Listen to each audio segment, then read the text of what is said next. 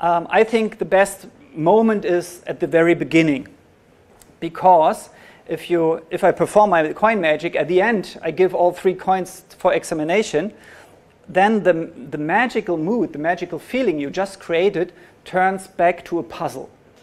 And this is not what I like to reach. I like to have people that they look for the secret at the beginning, and during the show I try to turn them over to just enjoying what they see. And yeah, this is important that I give it away at the beginning, the coin. For instance, I did it for you.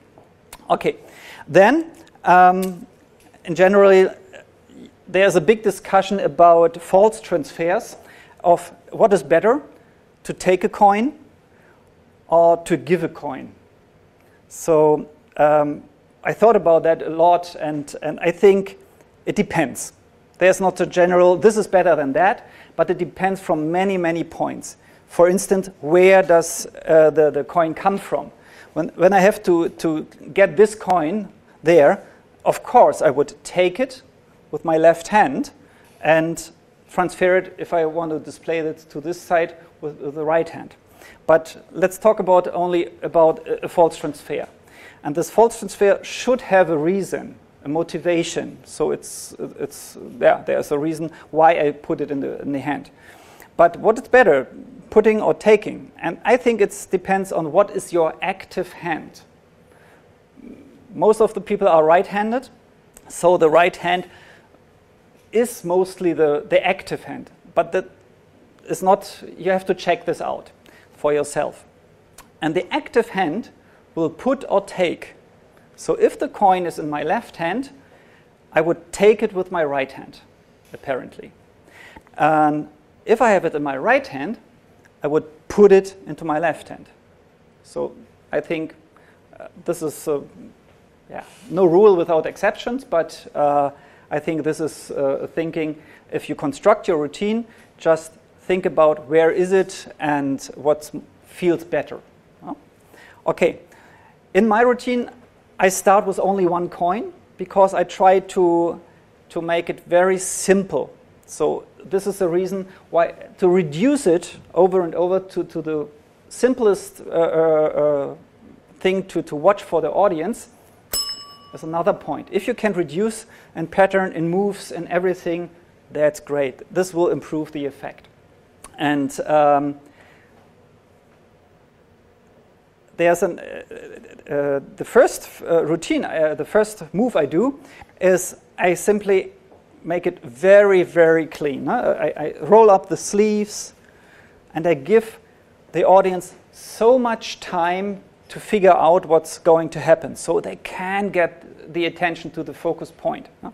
And then it's just a gag by throwing it over. But I use the muscle pass for that. Yeah, so it flips. It's kind of effect that it can jump over without throwing it. But people laugh, and I say, okay, it was too slow, so I have to do it again. But I do this to condition the audience that a coin comes from from my right hand to the left hand. So it's totally logic to take it again and make it false transfer, like so.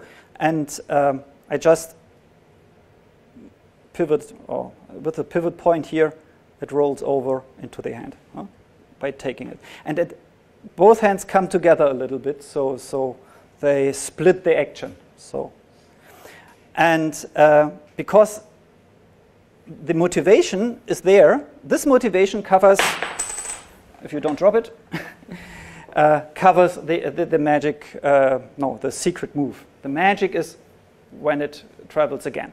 So, and I figured out that this simple false transfer, when I make this visible part before, it's much stronger than when I start with that. Okay?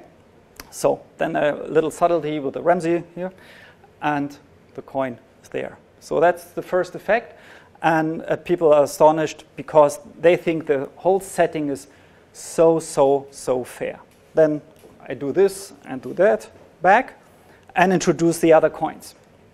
So for the classic 3 fly, usually there are used 4 coins or a shell as a gimmick. But I wanted to have a routine where I can show the hands right before and right after every effect totally clean. So I couldn't use the 4th coin. So I looked for a gimmick, and of course I tried a shell, but for me in person it's too expensive, because a shell, after maybe 20 seconds or minutes, it's broken, it's damaged. I cannot use them. Maybe you are more careful and you're happy with that.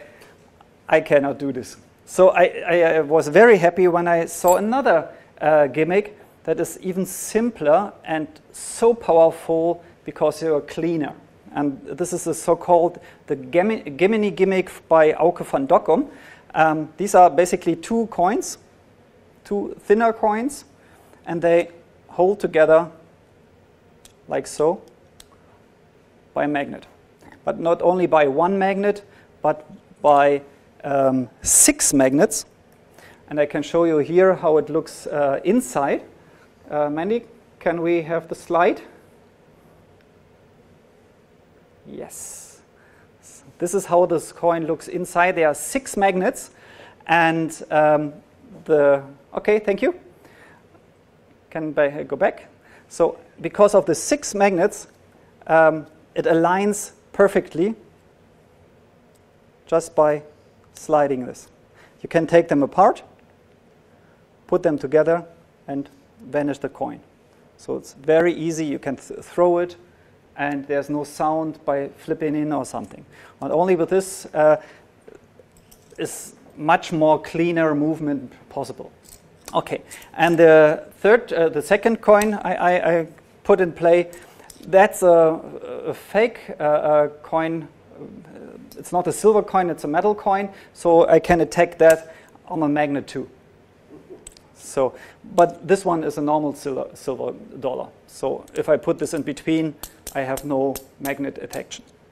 With this set, the routine is possible, and I simply place the silver dollar between the gimmick and the other metal coin, and I pull up the sleeves. I count this 1 by 1. I can throw the gimmick, second one, and when I throw this into the air, I make the edge grip here, and I open up the gimmick in one motion. Huh? So, and I hold it. So I'm ready for the first transformation, but I say rolled up sleeves, 1 by 1. And this is nice. I can show all the coins from both sides. Then I roll up this sleeve, and I have the edge grip, the coin here. And I focus now this empty hand, so everybody sees the hand as empty by saying at the very fingertips. Yeah? Here, at the very fingertips. Then I turn and I look here. Then I turn my head to the 3 coins. Yeah. So the attention goes away from the hand here, and they see